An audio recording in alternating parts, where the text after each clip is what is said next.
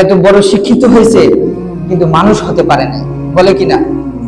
এই যে যে শব্দটা বলে যে মানুষ হতে পারে নাই, এটা হলো দীক্ষা। অনেক অনেক বড় ডাক্তার হতে পারে, অনেক বড় ইঞ্জিনিয়ার হতে পারে, অনেক বড় আলেম হতে পারে, কিন্তু তার ব্যবহারে বোঝা যায় সে কি আসল মানুষ কিনা, সে কি আসলে মানুষ কিনা।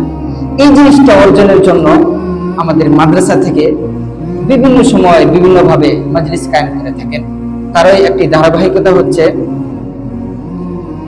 আজকের এই মাজলিস। এই দীক্ষা অর্জনের জন্য আমাদের প্রধান হাতিয়ার হলো আমাদের একজন মুরব্বী থাকা। আমি যে আমার জীবনকে পরিচালনা করব, আমার জীবনের মধ্যে যা কিছু প্রয়োজন পড়ে একজন মুরব্বীর থেকে পরামর্শ করে সে অনুযায়ী চলা, তাহলে আমি মূল যে দীক্ষা আছে তা অর্জন করতে পারবো। হযরত আলী রাদিয়াল্লাহু আনহু বলেন যে দুনিয়ার যত মানুষ আছে এই সকল মানুষ তিন স্তরের। এক নম্বর হলো রজুলুন তামুন, পরিপূর্ণ ব্যক্তি। দ্বিতীয় নম্বর রজুলুন নাকিসুন, অসম্পূর্ণ ব্যক্তি। তৃতীয় নম্বর হলো লা শাই, সে কিছুই নয়।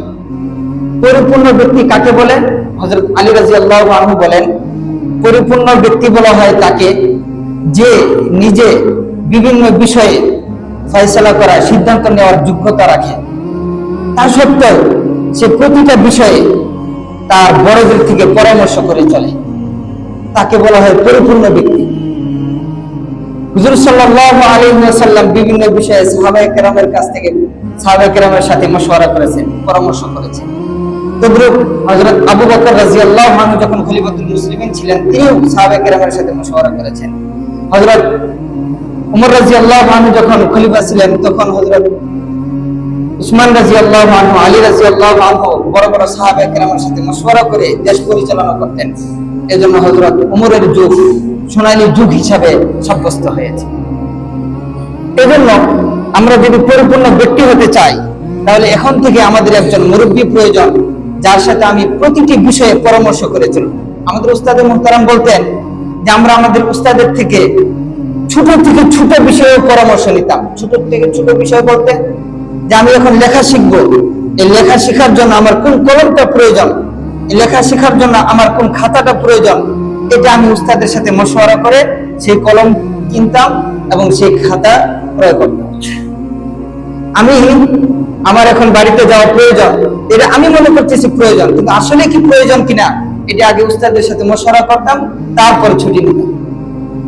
আমি এই কিতাবটা কিভাবে পড়বো এটা আমার উস্তাদের সাথে মশওয়ারা করতাম। এভাবে প্রতিটি বিষয়ে আমার বাড়িতে একটা মুশকিল, একটা সমস্যা দেখা গেছে, এই সমস্যা থেকে পরিত্রাণের উপায় কি, এটার জন্য আমি উস্তাদের সাথে মশওয়ারা করতাম।